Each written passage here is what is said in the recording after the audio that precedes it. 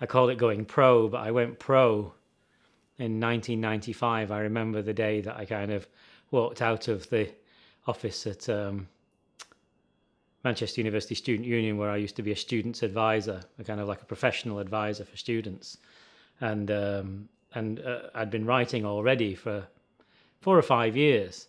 And quite interestingly, my income from writing and my income from the job I was doing were pretty much the same. You've got to give it a go, haven't you? So I just kind of thought, okay, I'll give it a go. And then promptly in the next year earned absolutely nothing and had to live on a credit card and eat Lidl short spaghetti out of a tin and 17p bread from Lidl. But, you know, you have to go through that time so that you don't have to go through it anymore.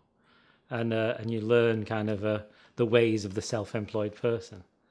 Writing was calling me for a long time before I even really started writing. I'm one of those person that read so many books that there was nowhere else to go really. The words want to kind of come back out and find shapes again, and then the muses get on the side as well. And really, you know, one has to sound one's barbaric yawp.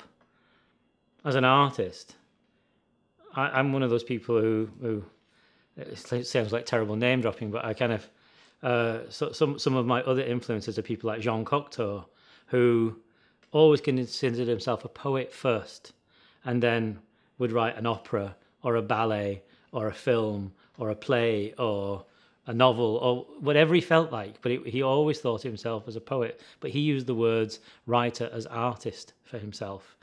And it's not a kind of a mental construction.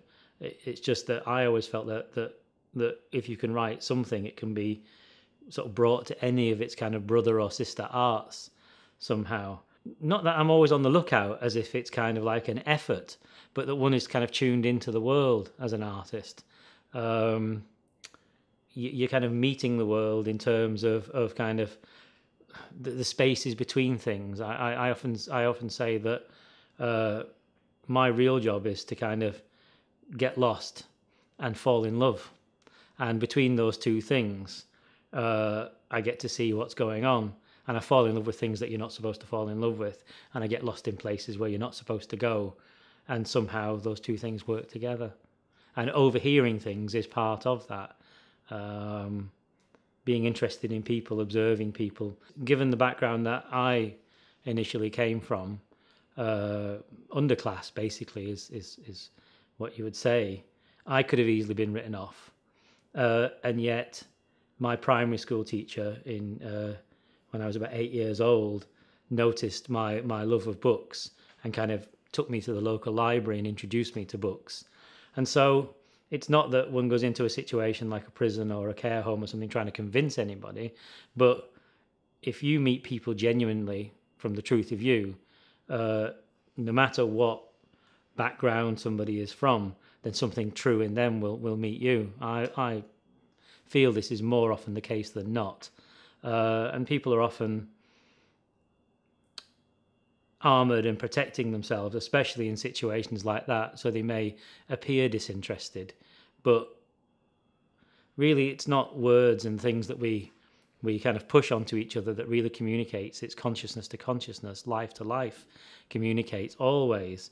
And there's something in poetry, there's something in literature, there's something in the truest art that finds its way through, even to somebody as uneducated as myself when I was a child. And my education has not been school. I had the benefit of a poor education, so that I wasn't conditioned in the way that many people were. My education came from books and just reading. And you know, if it's true for one person, then it must be true for others. And certainly I have found in prisons that people are really open a lot of the time. They want to tell their own stories first, but then as they do that, they start noticing things outside of themselves. And as we interact with things outside of themselves, or through images in a book or paintings and things like that, then the person kind of grows again. I work very often with the Royal Literary Fund. My couple of years at York St John's, I was a Royal Literary Fund Fellow, which is quite a complicated thing to explain. Basically, in a situation like that, you meet anybody who wants to communicate better through their writing.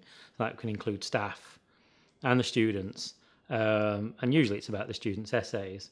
You bring a writer's perspective rather than being a kind of a subject tutor. You bring a writer's perspective to helping people tell the story that they need to tell, because that's all an essay is. That's all a doctorate is a story. But we forget that in the trying to think academically. A lot of people think writing academically is kind of being very clever with words, but really it's telling a story very, very clearly about your chosen subject. I find that as I look back across my years of working with alchemy, the poems that I consider to be my best pieces and the things that have gone furthest in the world have come out of that relationship. Where I live, the landscape is absolutely incredible. And I think it kind of soaks into things, but not in a way that's kind of obvious, you know, kind of, it would be so easy living where I live to kind of follow a kind of Ted Hughes path or a Sylvia Plath path. And as much as I enjoy their work, what I do is very, very different. And yet the pastoral is definitely there.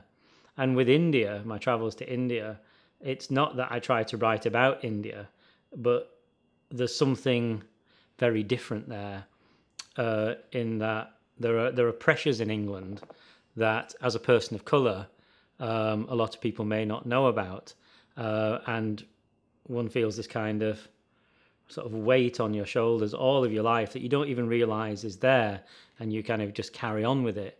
But when I go to India, and I usually go for sort of 2.5, 3 months at a time, that thing disappears, and I didn't really notice it until it had disappeared. It's quite a mysterious thing, and so there's a very different quality comes out there. But there I've been writing more non-fiction when I'm there, which is quite interesting, whereas when I'm in England I tend to stick with poetry.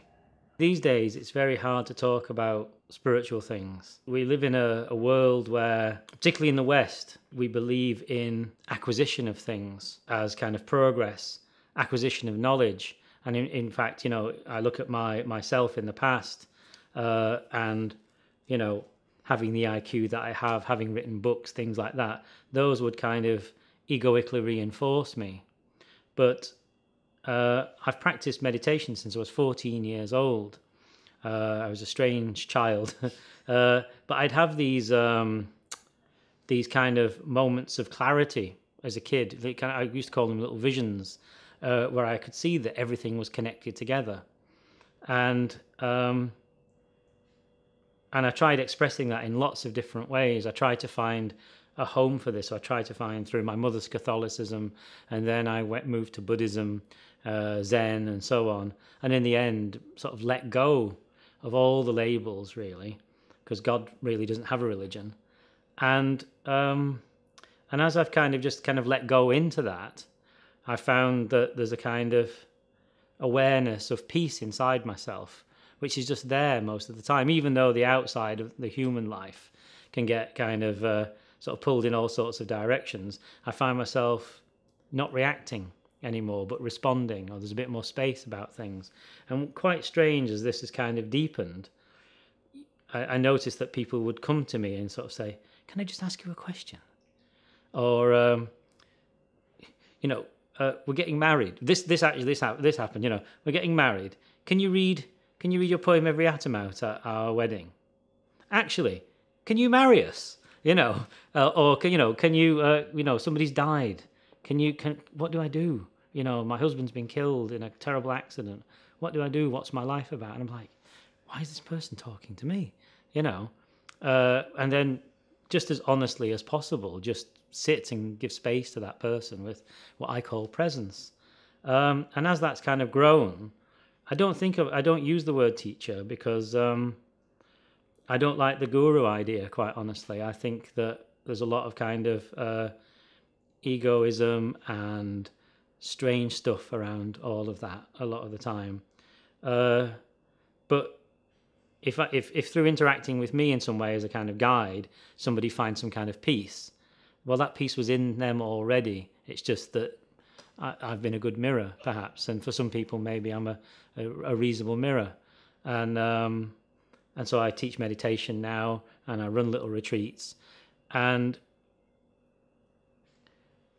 in terms of writing, I thought that the writing was over. I thought that I didn't need to kind of, because my first couple of books were sort of just saying, I'm here. After many years of having kind of no voice, it was just that, I'm here, I exist, I'm here. And then when those first two books got out of the way, I found that I was still interested in what language could do. And then I started turning my eye outwards towards other people, to falling in love and getting lost and seeing the spaces between things. And I can't see any difference between that and sitting and holding space for somebody and allowing them to be. And so when I write about people, and I like writing about people more than anything else, I try just to kind of meet who's really there, and as Hemingway would say, try to get out of the way enough so that when the reader reads the piece, they feel like they've actually met the person, that they've actually lived the experience, rather than they've been told something by somebody who calls themselves a writer. And I think that the two things are exactly the same thing. Perhaps the writing is the outward expression of the spiritual practice.